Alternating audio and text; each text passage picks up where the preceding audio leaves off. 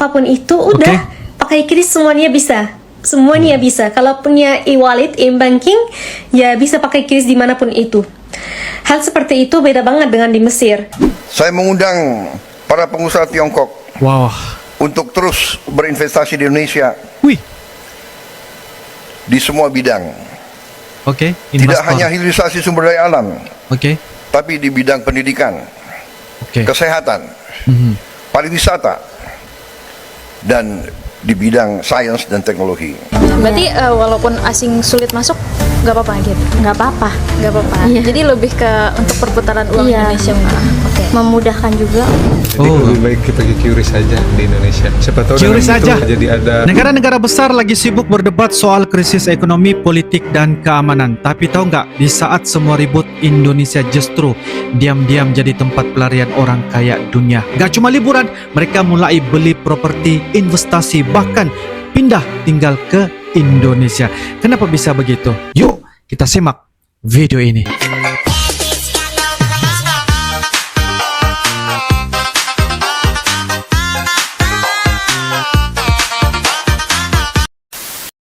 Saya mengundang para pengusaha Tiongkok untuk terus berinvestasi di Indonesia di semua bidang. Tidak hanya hilirisasi sumber daya alam, tapi di bidang pendidikan, kesehatan, pariwisata, dan di bidang sains dan teknologi. Perusahaan-perusahaan Tiongkok telah menjalankan proyek-proyek besar yang sangat berhasil.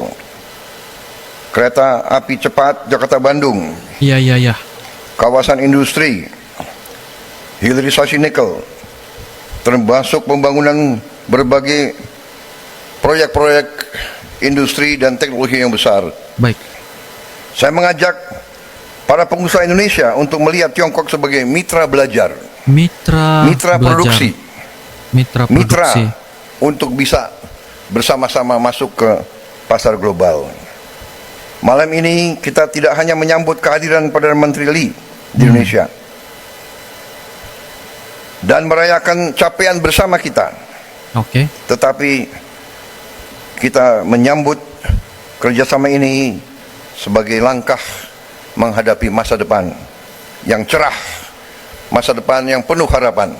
Mengenai soal persepsi investor asing sejak COVID tuh banyak investor yang kabur. Banyak Apakah yang mereka kabur? ragu sama Indonesia? Combinations dari semua, tapi yang paling utama yang saya dengar adalah it's not big enough. Bursa saham kita ini kalau dari segi trading volume kan sangat rendah, daripada trading values juga rendah. Jadi buat mereka untuk menginvestasikan itu sangat kecil daripada emerging markets yang lain. Dan ini kita mestinya berkaca sama India aja. India bagaimana membalikkan bursanya mereka sekarang menjadi salah satu yang diminati, dan dilihat juga dari bursa-bursa lain dalam meningkatkan minat daripada investor asing. Terus ada beberapa downgrade yang dilakukan oleh Morgan Stanley, oleh Goldman. Itu mestinya jadi market reflection ya kepada kita, fiskal. Jadi mereka ngelihat banget fiskal. Apa yang terjadi kok fiskal bisa jeblok gitu di awal tahun gitu. Dan waktu itu kan sempat ada penundaan tuh pengumumannya itu, mereka sempat khawatir, ada beberapa investor nelfon saya, what's happening gitu. Terus begitu angkanya keluar, kok dari komoditasnya ini turunnya segini tapi pencapaiannya kok lebih turun lagi gitu. Nah ini apa yang bisa mereka jelaskan? Akhirnya kan mereka dapat penjelasan, tapi too little too late. Jadi penjelasannya sangat sedikit dan terlambat. Jadi kita harus ahead of the curve kalau untuk sama investor asing ya. Makanya roadshow rutin, apalagi kan menteri-menterinya banyak, bagi tugas lah. Bisa Zoom meeting, datang ke sini, ke CNBC, 1 jam podcast, penggal terus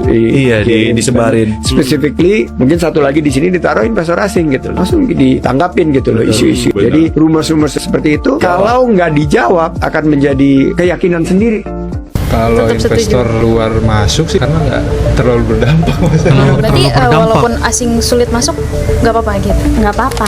QRIS bikin kesel Amerika, katanya sih bikin investor asing susah masuk ke Indonesia. Gimana ya tanggapan warga? Saya sih setuju-setuju aja, soalnya kadang orang nggak semuanya megang cash, jadi rata-rata kalau nggak bisa pembayaran cash bisa melalui QRIS. Kalau menurut saya sih lebih simple ya pakai QRIS ya, jadi pembayaran semua jadi lebih gampang tanpa harus pakai duit fisik lagi ya kan, duit cash jadi enak, nggak perlu ngembaliin lagi, nggak perlu megang duit lagi, lebih cepat, transaksi jadi lebih lancar gitu. Kalau menurut saya lebih bagus pakai QRIS. pakai Kalau QRIS. investor luar masuk sih saya juga ini ya, karena nggak terlalu berdampak maksudnya. Kalau dari pembayaran kan kita malah diuntungkan kan, jadinya nggak perlu ada duit cash lagi, jadi lebih enak, hitungannya juga udah langsung masuk. Berguna sih Kak sebenarnya ini kalau buat usaha-usaha kayak gini. UMKM ya. Berarti walaupun asing sulit masuk nggak apa-apa gitu. Nggak apa-apa. Nggak apa-apa. Iya. Jadi lebih ke untuk perputaran uang Indonesia mungkin. Oke. Memudahkan juga. Jadi lebih baik kita pakai QRIS aja di Indonesia. Siapa tahu QRIS dengan itu aja. jadi ada investor-investor dari Indonesia sendiri untuk maju gitu kan. Kalian tahu gak sih kenapa asing itu demen banget investasi di Indonesia? Yang pertama adalah karena Indonesia merupakan salah satu negara penghasil komoditas terbesar, terutama di CPO dan juga di batu bara. Dan kedua jenis komoditas ini akan selalu dibutuhkan dan dicari orang. Makanya Indonesia tuh jadi berpotensi dan menarik banget karena kekuatannya di komoditas ini. Yang kedua adalah karena Indonesia masih memiliki potensi untuk berkembang yang besar banget. Seperti yang kita tahu, Indonesia tuh masih merupakan negara berkembang dan sooner or later udah pasti Indonesia bakal jadi negara maju. That's why perusahaan-perusahaan teknologi, perusahaan-perusahaan yang fokus ke growth-nya itu jadi berpotensi banget di Indonesia. Jadi udah kelihatan kan kenapa asing tuh demen banget investasi di Indonesia. Nah, kalau kalian sendiri gimana? Udah mulai investasi belum? Hai guys, nama saya Grigori dan saya dari Rusia. Saya tinggal di Indonesia sudah selama 2,5 tahun. Saya mulai belajar bahasa Indonesia sudah 3 bulan atau 3 bulan lalu.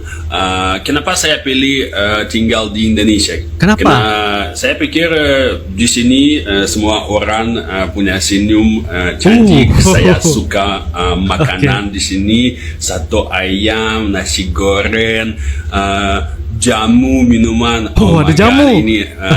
Ini enak. Pisang goreng dengan susu kental manis atau kue keju. Oh my god, ini menarik. Dan ya saya suka cewek cantik di sini. Saya suka menyetir motor dan jalan-jalan di Bali atau Indonesia di Bali juga. Ikuti saya, silakan. Salah satu fasilitas yang sangat memudahkan kehidupan di Indonesia ini yaitu QRIS.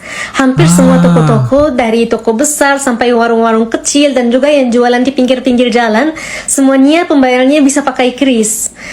Kamu nggak perlu ribet-ribet bawa uang cash, takut uangnya jatuh, cari kembalian atau apapun itu, udah pakai QRIS semuanya bisa.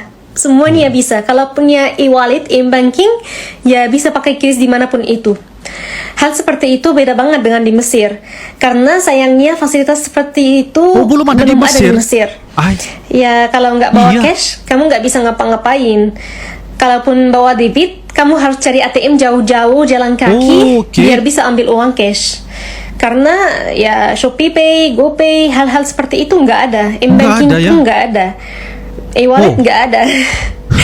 Semoga nanti fasilitas-fasilitas seperti itu ada di Mesir biar memudahkan kehidupan kami juga di sana. Alasan utama kenapa aku milih tinggal di Indonesia. Aku udah pernah tinggal di banyak tempat. Jerman, Italia, Thailand, Singapura, dan Rusia sebagian besar hidupku. Tapi kemanapun aku pergi, nggak ada tempat yang bisa buat aku senyaman di Indonesia. Di sini rasanya udah kayak rumah sendiri.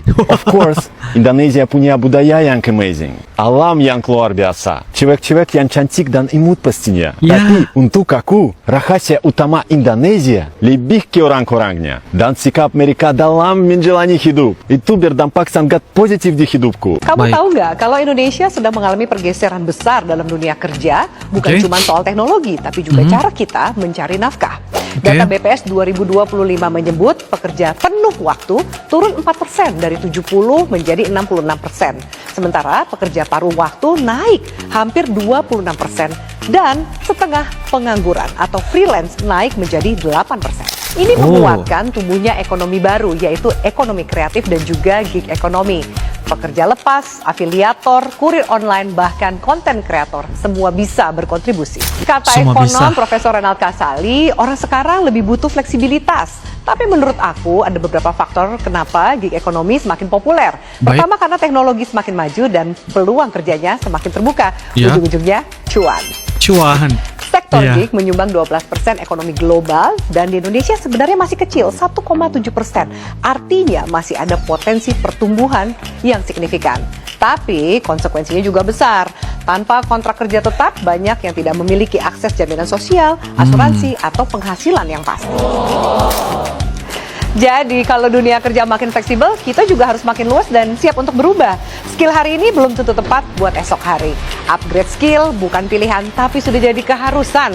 Karena yang paling aman ternyata bukan yang paling pintar, tapi yang paling siap beradaptasi. Aku bilang gitu. Kalau kamu? Siap beradaptasi ya. Bukan hanya pintar, tapi siap beradaptasi. Halo, mau tahu kondisi ekonomi kita tapi nggak mau repot baca? Sini. Tonton rapor bulanan uang kita. Oke. EPBN. Pertama, situasi dunia. Aktivitas ekonomi dunia terpantau melemah. Terlihat dari tren sektor manufaktur di beberapa negara besar seperti Amerika, Tiongkok, dan Jepang yang terus kontraksi. Untungnya, PMI Indonesia bertahan di zona ekspansi, bahkan menguat loh di bulan Juni. Namun, pelemahan PMI dari negara-negara tadi perlu kita waspadai karena bisa mempengaruhi kinerja perekonomian domestik. Dari sisi nilai tukar, rupiah melanjutkan tren apresiasi atau menguat dibandingkan awal tahun 2023 dan inflasi terus tetap terjaga dan cenderung menurun, yang menggambarkan stabilitas ekonomi nasional tetap terjaga. Kedua, pendapatan dan belanja negara. Sampai 30 Juni, negara berhasil ngumpulin uang kita sebesar 1.407,9 triliun rupiah. Banyak, Nah, dari pendapatan tadi, uangnya udah dibelanjakan sebesar 1.255,7 triliun rupiah, sehingga surplus sebesar 152,3 triliun rupiah. Belanja kemana? Tadi buat apa aja sih? Banyak banget. Nih, ada untuk pembangunan infrastruktur prioritas seperti sarana dan prasarana pendidikan, pembangunan jalan, jembatan, rel kereta api, bandara, pelabuhan, bendungan dan irigasi, dukungan pembangunan IKN, serta pembangunan kawasan strategis pariwisata nasional. Lalu, ada untuk subsidi dan kompensasi BBM, listrik dan LPG 3 kg, subsidi pupuk, program Kartu Prakerja, dana BOS, dan program Indonesia Pintar. Overall, APBN semester 1 tetap kuat seiring pendapatan negara yang positif meski menunjukkan tren perlambatan, dan belanja akan terus dioptimalkan untuk memberi manfaat langsung bagi masyarakat dan mendukung penguatan ekonomi. Ekonomi dalam negeri juga tetap solid dibuktikan dengan neraca perdagangan yang kuat, aktivitas konsumsi yang bertumbuh, dan inflasi yang terkendali. Pemerintah optimis bahwa ekonomi nasional hingga akhir tahun 2023 akan tetap solid dan pengelolaan APBN akan tetap terus diperkuat. Catat ya, tiap bulan Minkyu bikin konten update keuangan negara di medsos Kemenkyu RI. Jangan lupa follow, sampai ketemu bulan depan.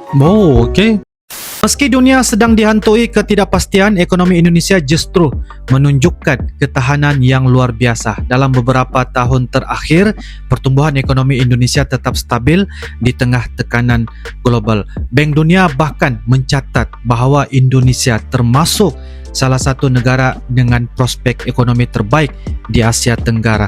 Hal ini tidak lepas dari kebijakan fiskal yang hati-hati, kestabilan politik yang cukup terjaga, serta besarnya pasar domestik. Investor asing mulai melirik Indonesia sebagai tempat yang aman dan menguntungkan. Mereka menanamkan modal dalam bidang properti, infrastruktur, hingga teknologi.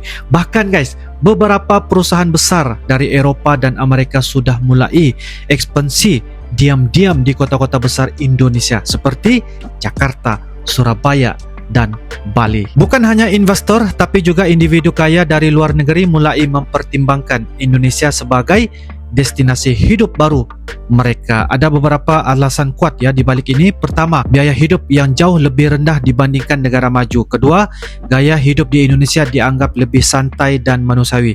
Ketiga, cuaca tropis, keindahan alam dan keramahan masyarakat membuat banyak ekspatriat merasa betah tinggal di Indonesia. Bahkan guys, beberapa komunitas orang asing di Bali, Lombok, hingga Yogyakarta kini tumbuh pesat. Mereka membeli rumah, membuka bisnis kecil, dan hidup nyaman di lingkungan lokal. Fenomena ini tidak terjadi 1-2 tahun terakhir saja, tapi makin menguat sejak pandemi lagi guys. Satu hal yang sering terlupakan adalah betapa kayanya Indonesia secara sumber daya alam, dari tambang emas, batu bara, nikel hingga hutan tropis yang luas. Indonesia menjadi incaran dunia karena kekayaan alamnya yang luar biasa. Tidak heran guys, jika negara-negara maju berlomba-lomba menjalin kerjasama strategis dengan Indonesia. Bukan hanya soal ekspor, tapi juga peluang pemanfaatan hasil bumi Indonesia untuk kebutuhan industri global. Kondisi ini memberi posisi tawar yang kuat bagi Indonesia, sebab di saat banyak negara kekurangan sumber daya, Indonesia justru masih punya kekayaan alam yang belum sepenuhnya dieksplorasi. Jadi secara keseluruhan, saat negara-negara maju masih bergulat dengan masalah internal mereka, Indonesia justru muncul sebagai bintang baru yang diam-diam makin bersinar. Ekonominya juga stabil, menarik investor dan menjadi tempat nyaman untuk para ekspatriat. Hidup tenang ditambah lagi kekayaan alam yang melimpah membuat Indonesia tidak bisa lagi dianggap remeh oleh dunia. Kalau ada pendapat atau info guys, silakan tulis di ruangan kolom komentar ya. InsyaAllah kita akan bisa ketemu lagi di video-video akan datang. Sampai jumpa lagi. I love you Indonesia, I love you Malaysia. Assalamualaikum warahmatullahi wabarakatuh. Dadah.